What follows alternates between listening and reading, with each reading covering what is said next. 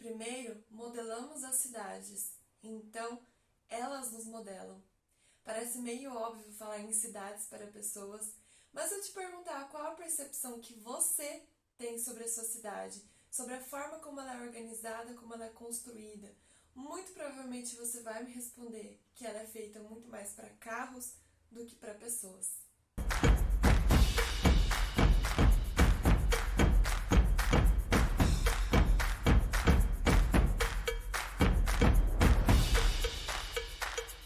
Oi, o meu nome é Carolina, eu sou arquiteta urbanista e estou me especializando na área de acessibilidade e desenho universal. E hoje nós vamos falar sobre o que é cidade para pessoas. Mas antes de ir para o conteúdo, eu vou fazer a minha audiodescrição. Eu sou uma mulher branca, gorda e alta. Eu tenho um rosto no formato oval, cabelo e olhos castanhos bem escuros. O meu cabelo é ondulado, eu estou usando um arquinho, uma tiara preta que quase some no meu cabelo. Tô usando uma camiseta de manga curta, num tom rosa bem clarinho, meio envelhecido, vamos dizer assim. Tenho uma estampa de uma flor, de uma planta, nas cores azul e laranja. Tô sentada numa cadeira gamer, de cor preta, com detalhes em cinza. Atrás de mim tem uma parede num tom amarelo bem clarinho. Do meu lado direito tem uma porta de madeira. Do meu lado esquerdo tem uma mesa também de madeira. E em cima dessa mesa tem um vasinho de planta, um vasinho na cor amarelo, e dentro tem uma florzinha nas cores amarelo e laranja, e um quadrinho de fundo preto com letras coloridas, e tá escrita a frase Don't be afraid to be great, ou seja, não tenha medo de ser ótimo, de ser incrível. Lá no meu Instagram eu tava com o hábito de fazer uma vez por mês a conversa com café, e sim, o meu cafezinho está aqui numa xícara de tema natalino, tem a carinha de um Papai Noel. E eu fazia ou no Story ou no Reels.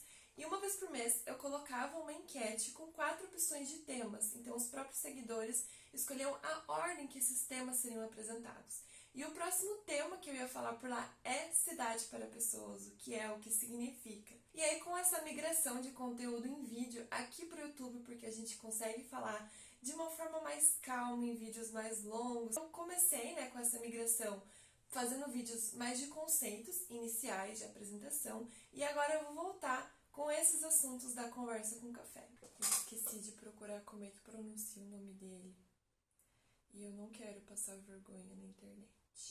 O Jan Gehl é um arquiteto dinamarquês que dedicou a sua carreira profissional, praticamente a sua vida inteira, ao estudo das relações da sociedade humana com o ambiente urbano, o design urbano, espaços públicos, o urbanismo de uma forma em geral. Atualmente, o Ian possui um escritório próprio destinado a prestar consultorias nesses temas que eu comentei, e eu considero que uma das obras mais famosas dele, que é o livro Cidades para Pessoas, deveria ser a leitura obrigatória para profissionais que atuam nas áreas de arquitetura e urbanismo, construção civil, gestão pública, o poder público, geografia. Esse livro é um tipo de protesto, de crítica sobre o planejamento urbano que vinha sendo feito na segunda metade do século XX e que é feito, que é praticado até hoje. Então esse urbanismo que visa otimizar o carro a qualquer custo, que a gente passa a naturalizar, a normalizar, passar 2, 3, 4 horas dentro de um veículo, a separação de bairros residenciais, de bairros comerciais, que você precisa atravessar a cidade todos os dias para ir da sua casa para o trabalho. O Ian, para vocês terem uma noção, foi quem aconselhou a cidade de Copenhague a desenvolver, a criar a maior zona pedonal, que é para pedestres, da Europa, que é essa aqui da foto. Em Curitiba, nós temos uma pequena amostra do que seria isso, que é a Rua 15 de Novembro, que é uma rua para pedestres. Mas, afinal de contas, o que é cidade para pessoas? Nada mais é do que projetar, legislar, organizar, construir a cidade, pensando na pessoa, na escala da pessoa, na escala humana, do que no carro, na moto.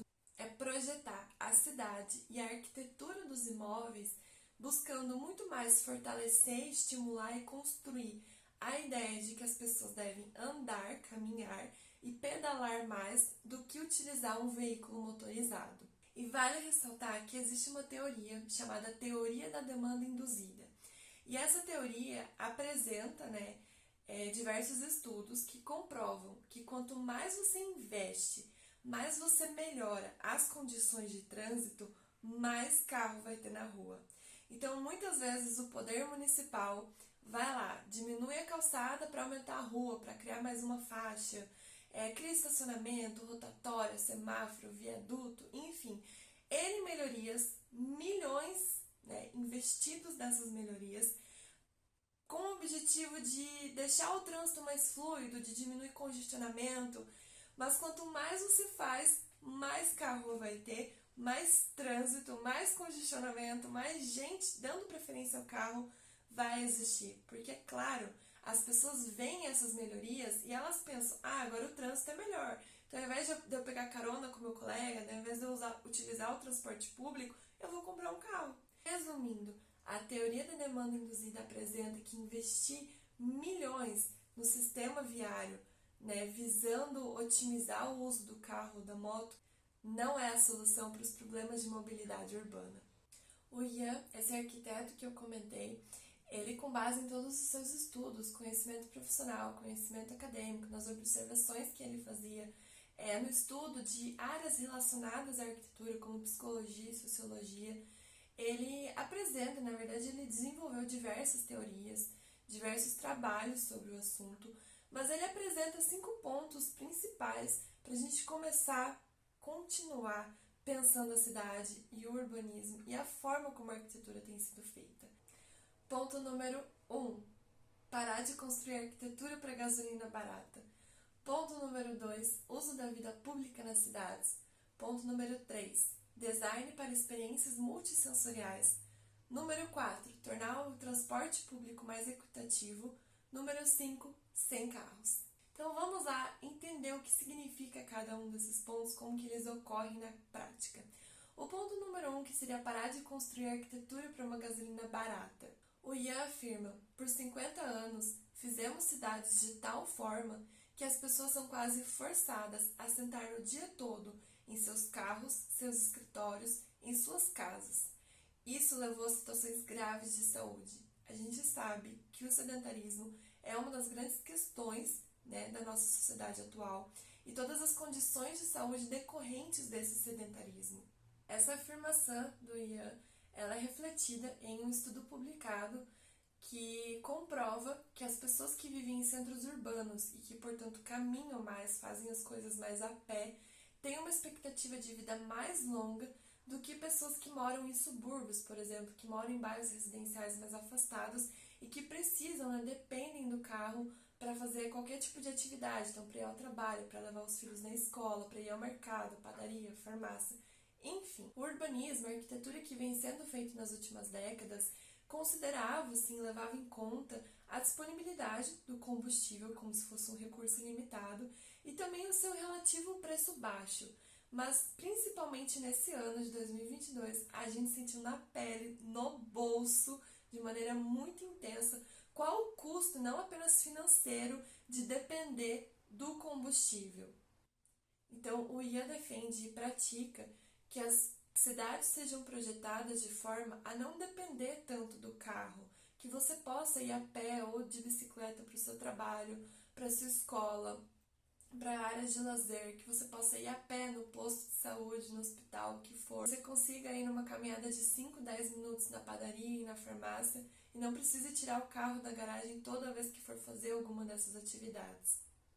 Ponto número 2. Uso da vida pública nas cidades. Então o Ian, né, essa linha de pensamento dele, é que as pessoas utilizem mais as cidades. Eu quero te perguntar, qual foi a última vez em que você sentou numa praça pública? Que você foi num parque, que você andou pela cidade simplesmente por andar e não com o objetivo de chegar. O Ian defende justamente isso, convidar as pessoas a saírem dos seus casulos privados, como ele chama, que seriam a residência, que seria você ter contato só ali com o seu núcleo familiar e ir para a cidade e viver essa cidade. Isso torna a cidade mais envolvente, mais interessante e mais segura. Sim, isso está diretamente relacionado com questões de segurança pública que tanto se discute hoje em dia. E puxando agora para a minha área de especialização, isso também torna a cidade mais inclusiva, porque para você propiciar essa questão de convidar a pessoa para vir para a rua, você precisa pensar em garantir a acessibilidade e o design universal. Ponto número 3. Design para experiências multissensoriais. Então esse deslocamento que você vai fazer a pé da sua casa para algum mercado, uma padaria, não precisa ser apenas visando ir de um ponto ao outro, mas sim de aproveitar esse caminho, né? Então ter lugar para sentar, ter sombra, ter um paisagismo que você consiga interagir, que você se sinta bem, ter elementos com água. E para ilustrar esse debate, ele faz um comparativo das cidades de Veneza, na Itália, com Brasília, aqui no nosso país. Ele afirma que em Brasília se quebraram todas as regras para tornar os automóveis felizes, porque Brasília é uma cidade construída, projetada com uma escala monumental. Então, eu não conheço Brasília, né? O que eu vou falar é com base no que eu estudei sobre a cidade, sobre o processo de planejar, de projetar essa cidade. Brasília possui setores, então tem o setor residencial, tem o setor da gestão, né, pública mesmo, da Praça dos Três Poderes, setor comercial e por aí vai. Brasília possui as superquadras e pelo nome você já sabe, né, que são quadras com dimensões maiores do que o comum. E Brasília é uma cidade feita para carros. Algumas coisas que vão de encontro a essa escala humana, né, essa escala próxima da pessoa, mas em geral, olhando num todo, não é uma cidade feita para caminhar. Enquanto que Veneza, que eu tive a oportunidade de conhecer, é completamente oposta. Então, caso você não saiba, Veneza é uma ilha e nessa ilha não é permitida a circulação de carros. Eu cheguei até lá de trem. Eu não me lembro sobre motos, eu acho que não são permitidas. Lembro de ver bicicleta e, é claro, o transporte aquático, né? As famosas gôndolas, barcos, enfim. E as duas coisas que mais me impactaram em Veneza foi o contato com a água. É lindo, é indescritível, porque a gente não tem isso aqui, né? É muito diferente a experiência da cidade de Veneza do que a cidade que a gente está acostumado aqui. E o silêncio com certeza foi o que mais me impactou, assim, eu não conseguia nem absorver o que eu estava vivendo. É indescritível. Vou colocar um vídeo aqui que eu filmei lá. Você não escuta carro passando, você não escuta buzina, você não escuta escapamento, gente. De moto, de carro. É assim, é incrível.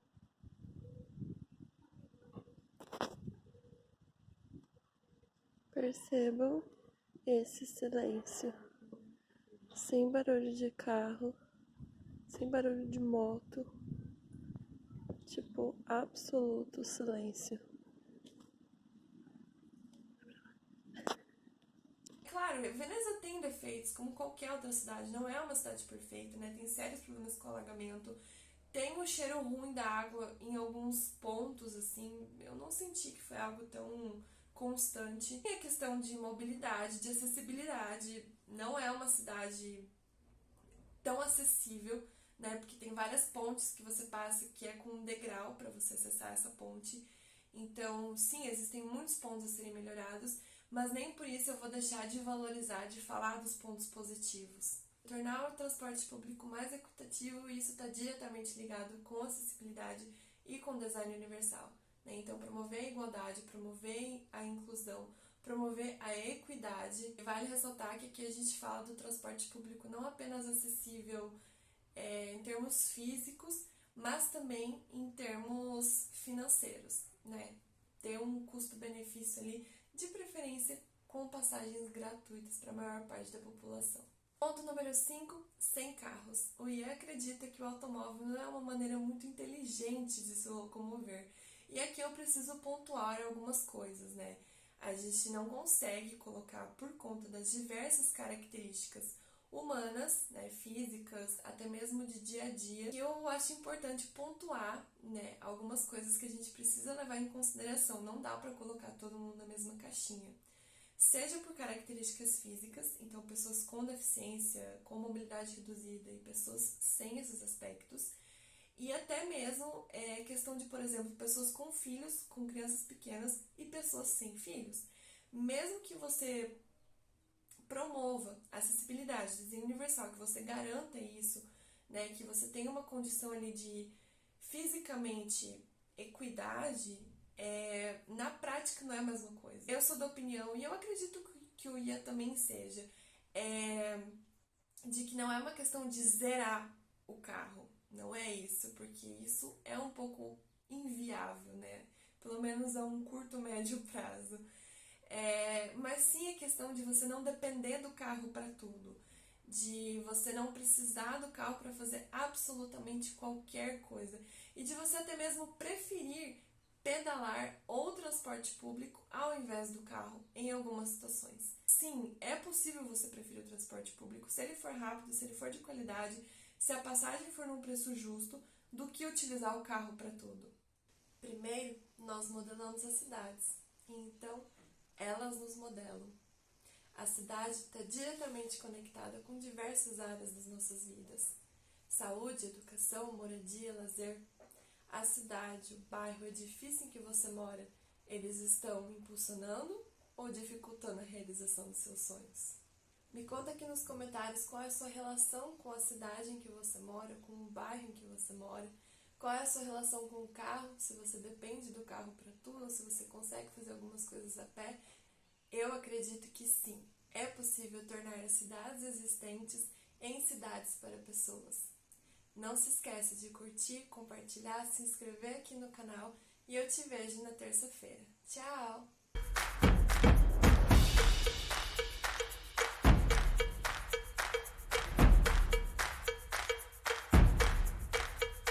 Parar de construir gasolina para uma arquitetura.